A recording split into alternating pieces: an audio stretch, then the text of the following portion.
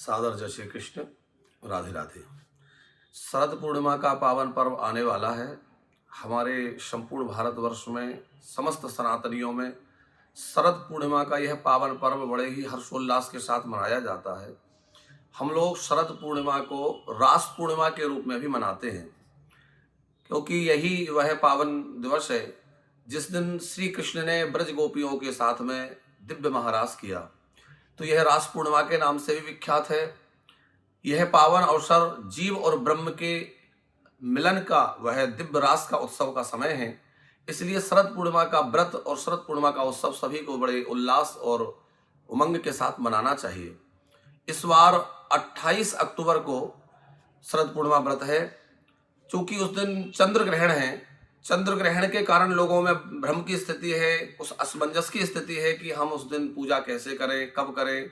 क्योंकि ग्रहण के काल में अथवा ग्रहण के सूतक काल में मूर्ति का स्पर्श, देव पूजा आदि आदि निषिद्ध है। तो ऐसे समय को लेकर के लोगों में थोड़ा सा भ्रम है कि हम लोग क्या करें, या असमंजस की स्थिति है। तो उसके लिए यह है कि जो भी हमारी माताएं, जो भी लोग शरद पूर्णिमा का व्रत करते हैं, वो दिन में ही अपनी पूजा इस बार संपन्न कर लें।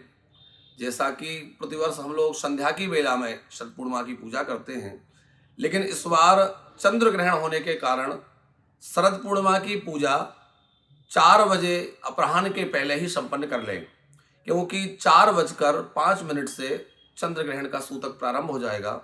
चंद्र ग्रहण का सूतक 3 पहर पहले प्रारंभ होता है, तो उस मान से 4:05 पर सूतक प्रारंभ होगा।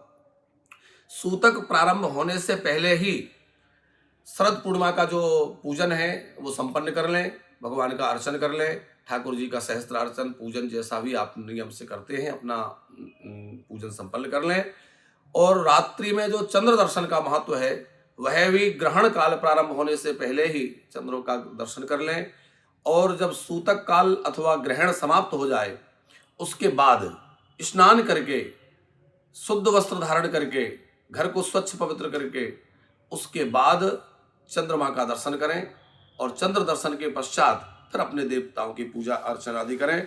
तो जो ग्रहण का काल है वह रात्रि में 1:05 से ग्रहण प्रारंभ हो रहा है, जो रात्रि में 2:23 तक रहेगा। तो 2:23 के बाद चंद्रमा का दर्शन और चंद्रमा की पूजा कर सकते हैं।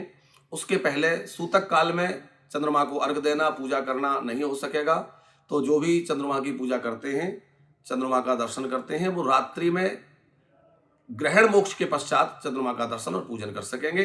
रात्रि में ही जाग करके, क्योंकि सूतक के काल में अथवा ग्रहण काल में सोना निषिद्ध है, तो ध्यान रखिएगा। ग्रहण के काल में हो सके तो जागते रहें, जप करें, अपने गुरु मंत्र का जप करें, भगवान नाम का जप करें, कोई सदग्रंथों का पाठ करें, हवन करें। और उसके बाद में सूतक काल समाप्त होने पर, ग्रहण काल समाप्त होने पर जो है रात्रि में 2:23 पर जैसे कि ग्रहण का मोक्ष हो रहा है, तो उसके बाद आप जो है चंद्रमा का दर्शन करें, स्नान के बाद चंद्रमा का पूजन करें।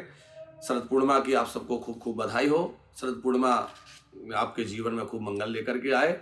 जैसे श्री कृष्ण की प्राप्ति गोपियों को शरद पूर्णिमा में हुई, ऐसे ही सभी भक्तजनों को इस पावन शरद पूर्णिमा के उत्सव में, रासोत्सव में सभी का हृदय श्री कृष्ण के प्रेम से भर जाए। सबको राधा रमण की प्राप्ति हो, सबको प्रिया प्रियतम राधा कृष्ण के प्रेम की प्राप्ति हो। ऐसी मंगल कामनाओं के बधाइयों के साथ सादर जय श्री कृष्ण।